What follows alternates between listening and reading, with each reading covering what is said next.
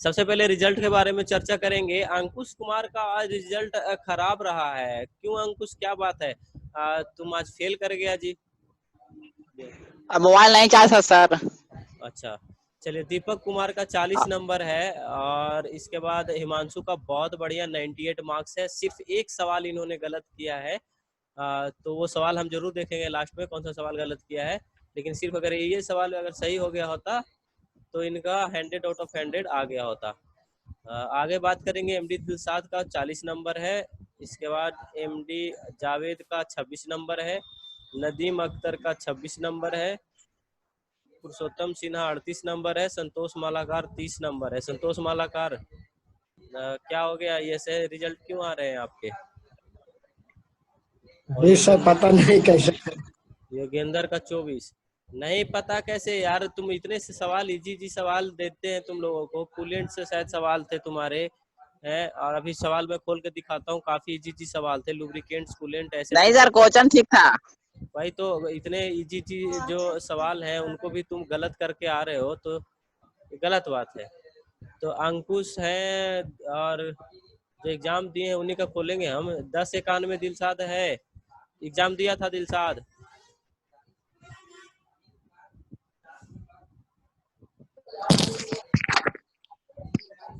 Unmute करके बोलिए। Yes sir, दिन सर। ये तुम्हारा ही रिजल्ट दिख रहा है, 40 नंबर। Yes sir. चलिए आप ही का डिटेल्स ले लेते हैं। आज आप ही का देखते हैं कौन कौन सवाल आपने गलत किए हैं। 30 सवाल टोटल गलत किए हैं आपने। जो गलत सवाल है उस पर हम लोग ज़्यादा ध्यान देंगे।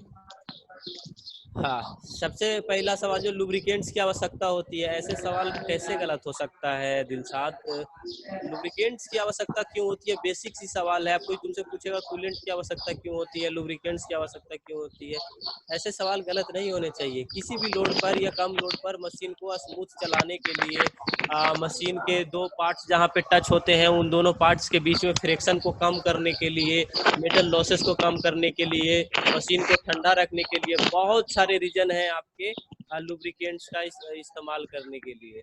तो ये सवाल गलत नहीं होना चाहिए था। चलिए आगे है कि स्टेप पुली का ड्राइव का उपयोग का उदाहरण है। तो लेथ मशीन में आप लोग करते हैं, हम लोग लेथ मशीन का इस्तेमाल ड्रिलिंग मशीन में करते हैं। स्टेप पुली का इस्तेमाल, स्टेप पुली का इस्तेमाल क्यों करते हैं हम लोग? स्पीड को इंक्रीज और डिक्रीज करने के लिए, है ना, पुली की सहायता से। अगला है आपका कि एक इमल्सन बनाने का सबसे अच्छा तरीका निम्न में से कौन सा है? तो पानी में सोल्यूबल ऑयल को डालकर। इमल्सन का मतलब समझ रहे हैं आप लोग? कौन कौन समझते हैं इमल्सन का मतलब? कोई समझते हैं तो बताइए एक बार, फिर हम बता रहे हैं।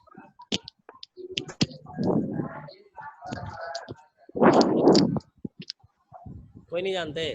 इमल्सन का मतलब होता है बाबू, सबसे इजी तरीका है कि जैसे कोई भी दो प्रकार के कंपोनेंट हो या फिर एलिमेंट हो या फिर कोई भी दो प्रकार के पदार्थ हो, उनको जब आपस में हम किसी रेशियो में, है ना, फिक्स रेशियो में जब हम मिक्स करते हैं, जैसे आपके सोल्यूबल ऑयल में क्या करते हैं, 1 रेशियो तेल 20 रेशियो पानी, इन दोनों का मिश्रण करते हैं तो हमारे पास जो अवयव जो बनता है हमारा, वो होता है हमारा सोल्यूबल ऑयल। तो उसको बनाने का जो तरीका है उसको हम लोग इमल्सन बोलते हैं, है ना। तो पानी में सोल्यूबल ऑयल को डालकर, ये आपका एग्जाम्पल दिया हुआ है। आगे है आपका सवाल है कि एक कपलिंग जिसके प्रत्येक शाफ्ट पर एक योक होता है, कहते हैं। योक का मतलब समझिए पहले। योक का मतलब प्रत्येक शाफ्ट पर कहने का मतलब है कि प्रत्येक शाफ्ट जिसके साइड साइड में जो इस तरह से योक लगा होता है ना। योक कहने का मतलब जो पकड़ता है, जैम करता है दो शाफ्ट को आपस में, उसको योक बोलते हैं। तो वो हमारा यूनिवर्सल कपलिंग पे लगा होता है योक। देखिए योक का मतलब मैं समझा रहा हूँ। जैसे ये एक शाफ्ट, ये आपका कपलिंग है, दूसरा ये है, दोनों ऐसे कनेक्टेड रहेगा। ये इसको योक बोलेंगे और इसको योक बोलेंगे, दोनों आपस में ऐसे जाके कनेक्ट होगा और यहाँ पे एक पिन से दोनों को कनेक्ट करेंगे, वो हमारा योक होता है। तो ये यूनिवर्सल कपलिंग में ऐसा होता है। किसी गियर में एडेंडम प्लस डिडेंडम के बराबर होता है। एडेंडम हमने आपको बताया है, डिडेंडम बताया है। एडेंडम डिडेंडम में किसी को परेशानी है? एडेंडम आपका होता है बाबू, एडेंडम हम लोग बोलते हैं पीच सर्कल से ऊपर के भाग को एडेंडम बोलते हैं, पीच सर्कल से रूट तक के भाग को डिडेंडम बोलते हैं। और जब दोनों को ऐड कर देंगे एडेंडम प्लस साइड में बैठ के डिडेंडम, खड़ी तो सोच रहे आपका हैं टोटल हो जाएगा पूरी गहराई आ जाएगा, है ना, यानी कि टोटल डेप्थ। इसमें किन्हीं को सब परेशानी नहीं होनी चाहिए। किनके तरफ से आवाज आ रहा है, म्यूट करके रखें। सर ऑल म्यूट कर दीजिए ना सर।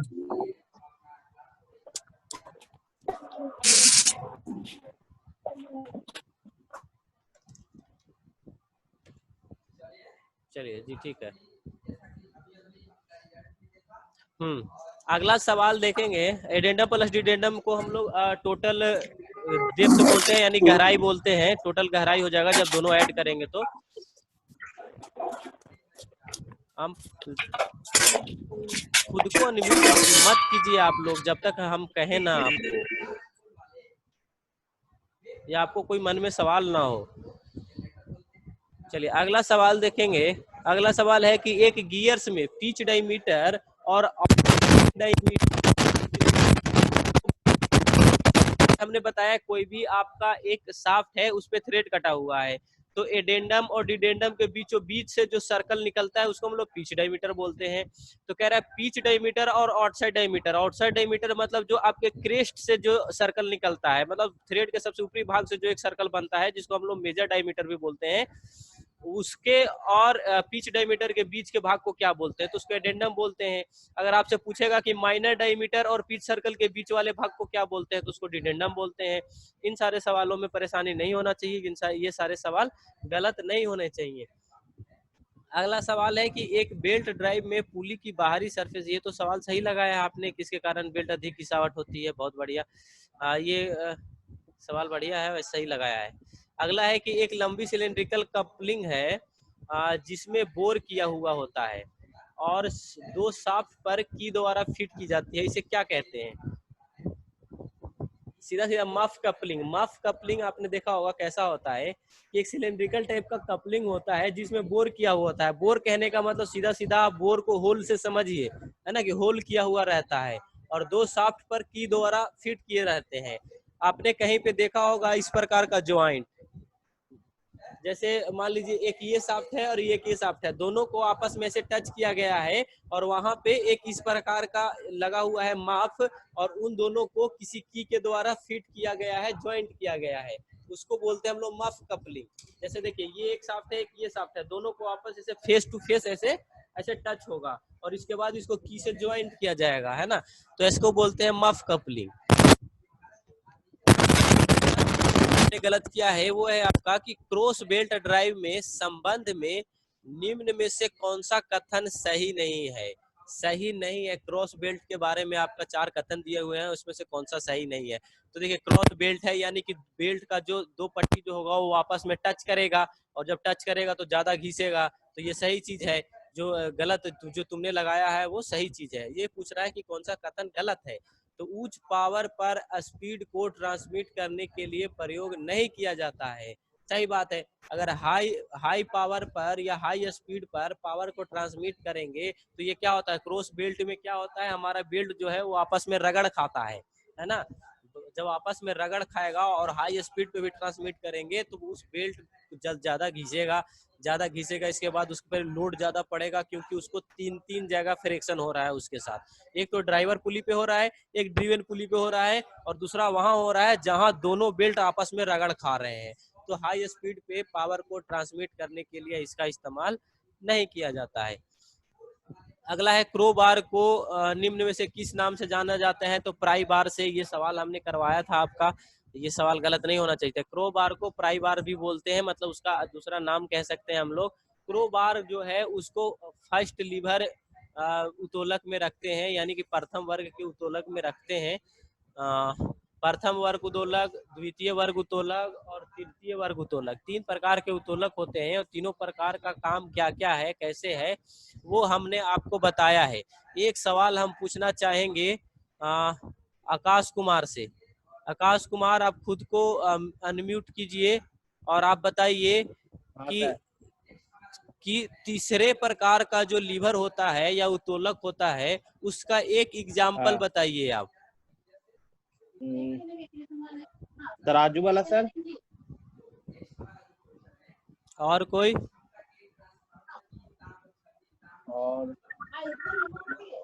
और सर, जो रुकिए चिमटा सर सर, बता रहे हैं, चिमटा सोचने दीजिए चिमटा सर थोड़ा सा। एक बिल्कुल।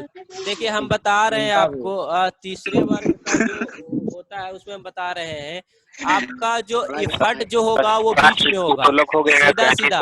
ऐसा कोई दिमाग कैंची में सर, ध्यान, कैंची। हाँ कैंची, बिल्कुल सही जवाब है। और उसने जो तराजू भी बोला था वो भी आपका सही ही था। चलिए देखिए हम बता देते हैं सीधा सीधा। तराजू हो गया, चिमटा हो गया, कैंची हो गया, बिल्कुल बिल्कुल। कैंचू आ जाएगा। ठीक है चलिए सर। सिर्फ आपको ये ध्यान में रखना है कि ये फट हमारा कहाँ पे लग रहा है ना। ये फट कहाँ पे, तो थर्ड वाले में फट जो है वो बीच में लगता है और एक तरफ लोड होता है ना। ये फट बीच में लगेगा और एक तरफ लोड होगा, दोनों तरफ से लोड हो सकता है ना। एक तरफ फलक्रम होगा और एक तरफ लोड होगा, और ये फट जो है वो बीच में होगा, वो होता है थर्ड वाले लीवर में। फर्स्ट वाले लीवर में आपका क्रोबार है वो आपका क्या है, फर्स्ट वर्ग लीवर का उत्तोलक है। अगला जो सवाल है आपका, ये सवाल बहुत इजी है, सही भी लगाया है। कूलेंट में सीधा सीधा सोलेबल ऑयल में पानी और ऑयल का रेशियो पूछ रहा है, तो 1:20 होता है। ये आगे पता नहीं क्या आ गया है, शायद टाइपिंग में प्रॉब्लम हो गया होगा, शायद इसी वजह से ऐसा लिखा गया है। बट 1:20 आप याद रखेंगे, सोलेबल ऑयल में पानी और तेल का मिश्रण। 15 नंबर सवाल देखेंगे। 15 नंबर सवाल है आपका कि कास्ट आयरन की मशीनिंग के लिए किसी भी कूलेंट का इस्तेमाल नहीं करते हैं। ये सवाल कैसे गलत लगा सकते हैं आप दिलशाद? आपको पता है कास्ट आयरन, इतना बार आप फर्स्ट ईयर से ही पढ़ रहे हैं कि कास्ट आयरन में किसी भी प्रकार के कूलेंट की आवश्यकता नहीं होती है मशीनिंग प्रक्रिया के लिए। तो आप सिर्फ एयर ही काफी है ना। वातावरण में जितना एयर काफी है वही काफी है आपके लिए, इसके लिए कूलेंट के लिए। अगला है, किस प्रकार के थ्रेड को स्ट्रॉन्ग समझा जाता है? तो दो प्रकार के थ्रेड होते हैं जो सबसे ज्यादा स्ट्रॉन्ग माने जाते हैं, एक स्क्वायर थ्रेड होता है, एक एक्मी थ्रेड होता है। स्क्वायर अगर ऑप्शन में दिया रहेगा तो वो मारेंगे और नहीं तो एक्मी मारेंगे। चलिए अगला जो सवाल आपने गलत किया है वो है कि ग्रेविटी फीड लुब्रिकेंट का एक अच्छा उदाहरण है, तो wick feed lubricator. Wick feed lubricator सीधा सीधा ऐसे समझ लो कि एक डब्बा में तेल रखा हुआ है और उसको डाल रहे हैं, है ना, कहीं पे डाल रहे हैं जहाँ पे हमें लुब्रिकेशन देना है वहां पे डाल रहे हैं, वही हमारा वीक फीड लुब्रिकेटर है ना। वीक फील्ड ऐसा ग्रेविटी फील्ड लुब्रिकेंट कहने का मतलब जिसमें किसी भी प्रकार के एक्सटर्नल प्रेशर, एक्सटर्नल पावर का हम इस्तेमाल नहीं करते हैं, किसी भी प्रकार के पंप का इस्तेमाल नहीं करते हैं जबरदस्ती देने के लिए, है ना। उसको बस नेचुरल तरीके से ग्रेविटी के सहारे ऊपर से डालते हैं हम लोग मशीन के जहाँ पे भी हम लोग लुब्रिकेशन का आवश्यकता है वहां पे, उसको हम लोग वीक फील्ड लुब्रिकेशन बोलते हैं। अब आप ग्लास से भी अगर डालेंगे तो उसको हम लोग वीक फील्ड लुब्रिकेटर बोल सकते हैं। ग्रीस गन कैसे, ग्रीस गन में क्या करते हैं हम लोग, प्रेशर लगाते हैं, पहले उसको उसमें ग्रीस पूरा डालते हैं, इसको खींचते हैं, इसके बाद फिर उसको दबा दबा के तो प्रेशर लगा रहे हैं ना, तो वो हमारा कैसे ग्रेविटी फीड हो गया, वो तो हम जबरदस्ती कर रहे हैं। ग्रेविटी का कहने का मतलब जो प्राकृतिक रूप से। अगला है आपका कि गियर के एक जोड़े में मिलाए गए गियर्स दांतों के बीच क्लियरेंस को कहते हैं, तो बैकलेस बोलते हैं। सीधा सीधा ऐसे समझ लीजिए दो गियर जो है वो आपस में टच कर रहा है ना, तो टच करने टाइम आप देखते होंगे कि जिधर टच कर रहा है उसके दूसरी तरफ जो है वो कुछ जगह गैप दिख रहा है, या अगर जिधर टच भी कर रहा है वहां पे एक तरफ थोड़ा सा टच कर रहा है और दूसरी तरफ जो है थोड़ा सा छोड़ा हुआ है, तो उसको बैकलेस बोलते हैं। बैकलेस कहने मतलब पीछे की ओर जो है वो गैप छोड़ रहा है थ्रेड आपका, मीन्स कि जैसा थ्रेड है, और गैप अगर नहीं छोड़ेगा ना तो आपका थ्रेड चलेगा ही नहीं, टूट जाएगा। बैकलेस भी बहुत ज्यादा जरूरी है। बैकलेस नहीं होगा तो थ्रेड टूट जाएगा क्योंकि जैम हो जाएगा ना, इसको बीच में गैप भी चाहिए थोड़ा सा, है ना। बैकलेस बहुत जरूरी है, तो उसको हम लोग बैकलेस बोलते हैं। डिडेंडम नहीं, डिडेंडम अलग चीज है, एडेंडम अलग चीज है, मेजर डाया अलग चीज है, रूट डायमीटर अलग चीज है, पिच डायमीटर अलग चीज है। आपको देखिए 3-4 चीजों में आपको कंफ्यूज एकदम नहीं होना है, मैं एक बार फिर से रिपीट कर रहा हूँ। 3-4 चीजें। सबसे पहले आपका एडेंडम क्या होता है, डिडेंडम क्या होता है, सबसे ज्यादा सवाल इसी से पूछे जाते हैं और लोग कंफ्यूज भी होते हैं। Addendum, dedendum, root circle, major dia, pitch circle, इन सब सारे चीजों में आपको कोई कंफ्यूजन नहीं होना चाहिए। और ये अगर 5 सवाल आपको पता है, 5 सवाल के बारे में जानकारी है, तो बाकी किसी भी प्रकार के सवाल आपके आ जाए उसको आप सही कर पाएंगे। अगला सवाल है आपका कि चैन को चलाने के लिए किसका प्रयोग करते हैं? तो स्प्रोकेट का नाम सुने हैं, है ना, स्प्रोकेट खराब हो गया है, जैसे साइकिल का स्प्रोकेट होता है, कहता है स्प्रोकेट खराब हो गया है, पीछे के पंडिलों घुमा रहे हैं तो पीछे के घूम रहा है, आगे के घुमा रहे हैं तो आगे का घूम रहा है, तो स्प्रोकेट खराब हो जाने के कारण होता है, तो उसको स्प्रोकेट बोलते हैं। चेन ड्राइव के लिए स्प्रोकेट बहुत ज्यादा जरूरी होता है। सर आगे का घुमाएंगे तो आगे वाला घूमेगा ना सर? देखिए, आप जैसे चैन, आपने साइकिल चलाया है, साइकिल जो चलाते हैं तो आप जब पेडल मारते हैं तो साइकिल आपकी आगे की ओर चलता है, लेकिन जब उसको रिवर्स डायरेक्शन में यानी कि एंटी क्लॉक में जब आप उसको घुमाते हैं पेडल को, तो पीछे की ओर साइकिल तो नहीं चलती है, लेकिन वो नहीं सर। क्योंकि वो स्प्रोकेट में आपका वैसा मैकेनिज्म किया हुआ रहता है। बाइक में भी सेम चीज यही होता है ना, बाइक में साइकिल में दोनों में यही चीज होता है। और अगर जहां पे आपका स्प्रोकेट का मैकेनिज्म खराब होता है या जैम हो जाता है, तो आपने कभी कभी नोटिस किया होगा कि जब पेडल हम पीछे की ओर मारते हैं तो हमारा साइकिल का टायर भी पीछे की ओर ही घूमने लगता है ना, रिवर्स डायरेक्शन में। तो ये स्प्रोकेट के मैकेनिज्म में ऐसा फिट किया रहता है, जब वो खराब हो जाता है तो ऐसा होता है। और चेन ड्राइव जो है वो पूरा का पूरा स्प्रोकेट पे ही चलता है, चाहे वो बाइक का चेन ड्राइव हो या फिर आपका साइकिल का चेन ड्राइव हो या कहीं और भी हो, हर जगह स्प्रोकेट का इस्तेमाल किया जाता है। अगला सवाल है कि जब लगाई गई लोडिंग, कार में ऐसा क्या रहता है? हाँ जी, टायर में तो गियर ड्राइव होता है ना बाबू। कार नहीं सर, कार में ऐसा क्या रहता है? कार में तो क्लच और कपलिंग का इस्तेमाल करते हैं, वहां पे क्लच और कपलिंग का, चैन का नहीं।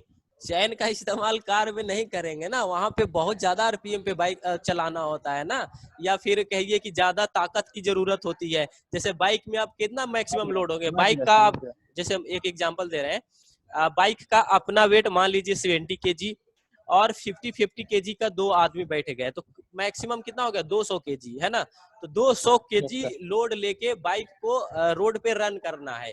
लेकिन कार जो होता है वो खुद ही ज्यादा केजी का होता है, कम से कम 200 केजी का तो जरूर हो जाता होगा, है ना, या 150 केजी का या 100 केजी का, इतना तो जरूर कार वेटेड होता होगा। उसपे 4 से 5 लोग उसमें आ सकते हैं।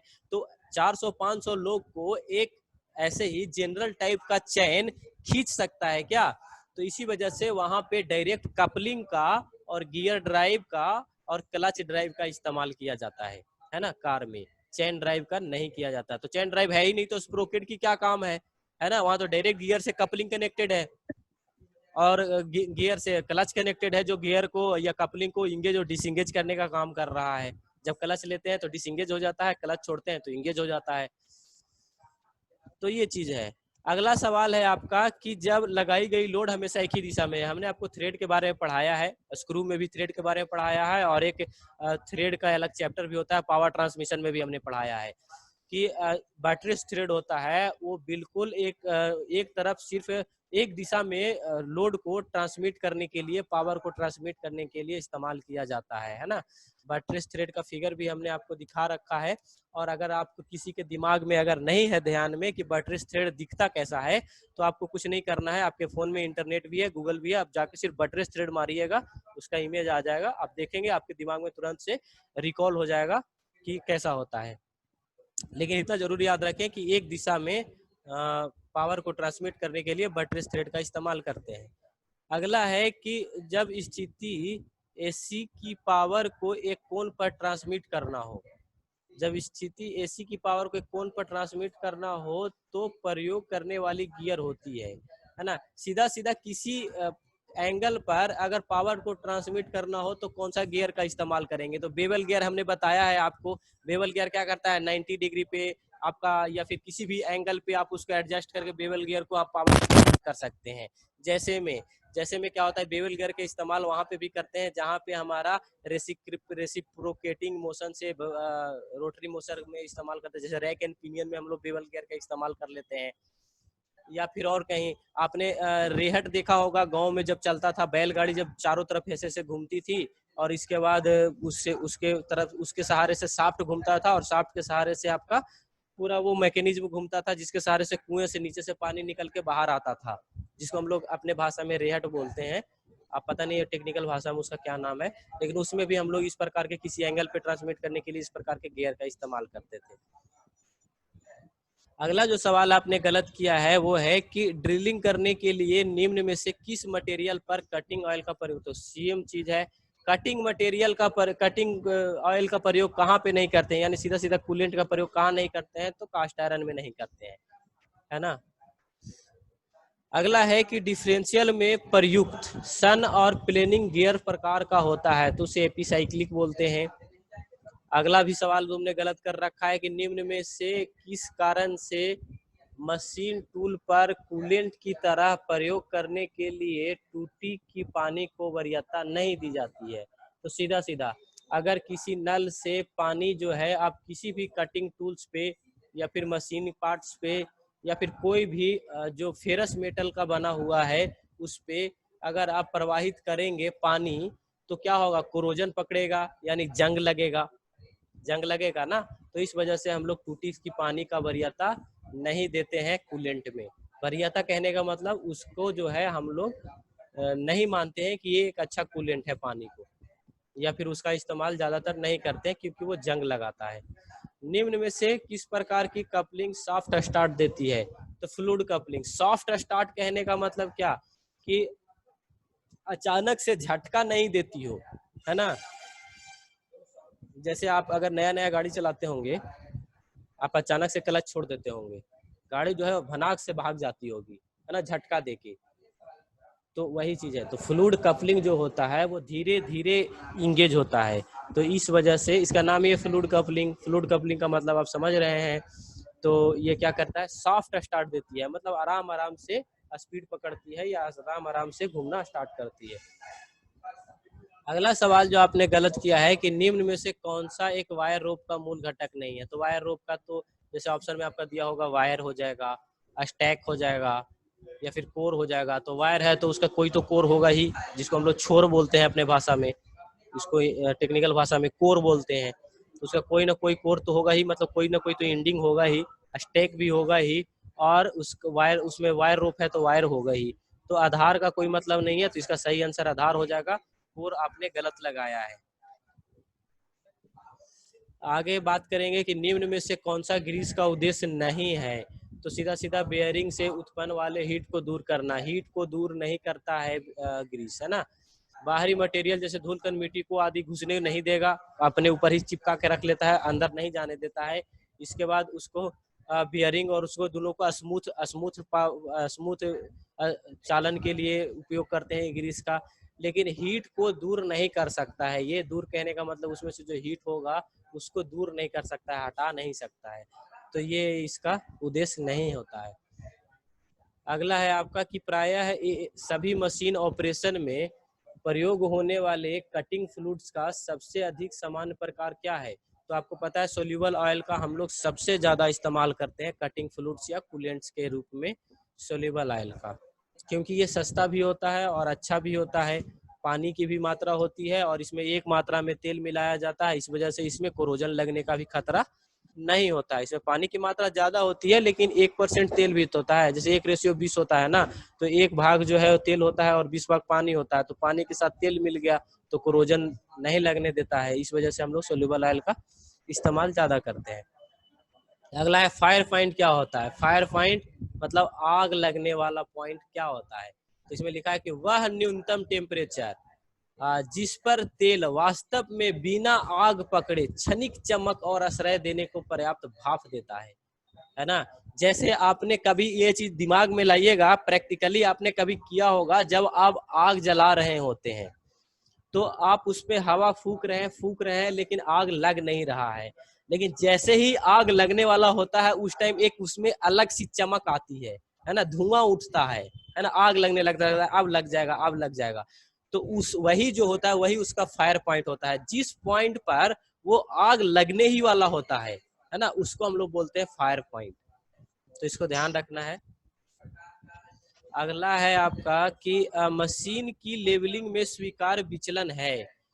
लेवलिंग कहने का मतलब जैसे कोई भी मशीन का जो हम लोग फाउंडेशन करते हैं, फाउंडेशन मतलब किसी भी बेंच पे मशीन को फिट करना या किसी भी सीमेंटेड फाउंडेशन, जैसे आपका लेथ मशीन एक फाउंडेशन पे है, ड्रिलिंग मशीन एक फाउंडेशन पे फिट किया हुआ है, तो उसका विचलन क्या है, यानी डिविएशन, कितना टेढ़ा मेढ़ा रहेगा तो आपका मशीन चल जाएगा, उसके अंदर स्वीकार किया जा सकता है। मतलब वो आपका लिमिट है, उतना अगर टेढ़ा हो गया थोड़ा बहुत तो चलेगा, उससे दिक्कत नहीं है, लेकिन उससे ज्यादा हो जाएगा टेढ़ा तो दिक्कत हो जाएगा। तो 0.03/300 ये आपका स्वीकार विचलन होता है ना, यानी कि एक्सेप्टेबल डिविएशन। इतने तक आपका मशीन का फाउंडेशन में लेवलिंग में अगर ऊंच नीच है तो चल जाएगा। अगला सवाल जो गलत किया है वो है कि यदि एक ड्रिवन शाफ्ट को धीरे धीरे, ये सवाल कैसे गलत हो सकता है? बाइक चलाते हो तुम, तो बाइक चलाते हो तो क्या करते हो, क्लच छोड़ते हो तो धीरे धीरे गाड़ी बढ़ती है।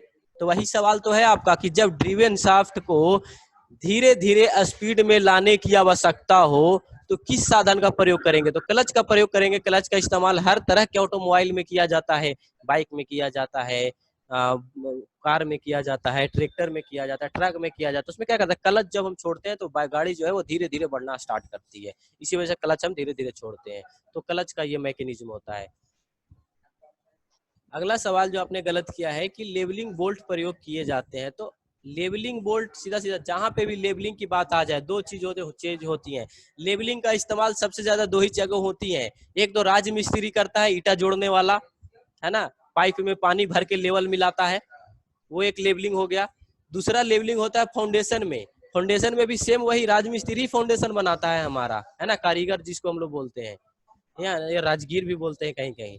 तो वही हमारा फाउंडेशन भी वही बनाता है, वो भी लेवलिंग वैसे ही करता है, लेकिन उसके बाद जो उसको लेवलिंग मिलाने के बाद हम लोग मशीन के साथ भी लेवलिंग करते हैं, है ना।